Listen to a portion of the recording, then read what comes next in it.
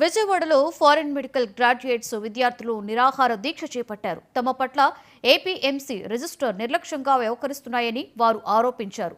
ఏ రాష్ట్రంలో లేని నిబంధనలు ఏపీలో పెట్టి తమను ఇబ్బందులు పెడుతున్నారని వాపోయారు. దేశమంతటా ఉన్న ఎన్ఎంసీ రూల్స్ ఆంధ్రప్రదేశ్కు లేవని ఏపీఎంసీ రిజిస్టర్ అంటున్నారని చెప్పారు. ఎక్కడా లేని వివక్ష ఏపీలోనే ఎందుకు అని వారు ప్రశ్నించారు. తమకు న్యాయం జరిగే వరకు పోరాటం చేస్తామని వారు స్పష్టం చేశారు.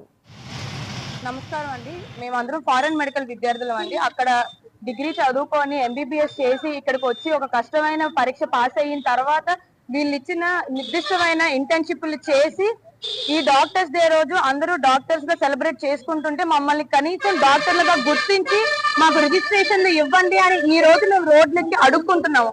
ఇది పోరాటము కాదు, ఎవరి మీద వ్యతిరేకత కాదండి. కేవలం మా గుర్తింపు కోసం మేము అడుక్కుంటున్నాం ఇక్కడ కూర్చొని. ఈ రోజు మాకు గత 13 నెలలుగా ఈ సమస్య ఉంది.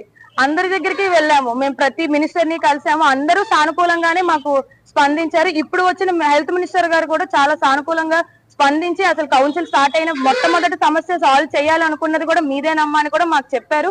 చైర్మన్ గారు గాని కౌన్సిల్ మెంబర్స్ గాని అందరూ మాకు చాలా సానుకూలంగా ఉన్నారు. మాకు సహాయం చేస్తాము అని ప్రతి ఒక్కరు హామీ ఇస్తున్నారు. కానీ 13 నెలల నుంచి ఈ సమస్యగానే ఉండిపోయింది. కేవలం ఒక వ్యక్తి అయిన రిజిస్ట్రార్ గారు వాళ్ళు నేను చెయ్యను అని డైరెక్ట్ గా మాకే చెప్తున్నారు నేను చెయ్యను అని.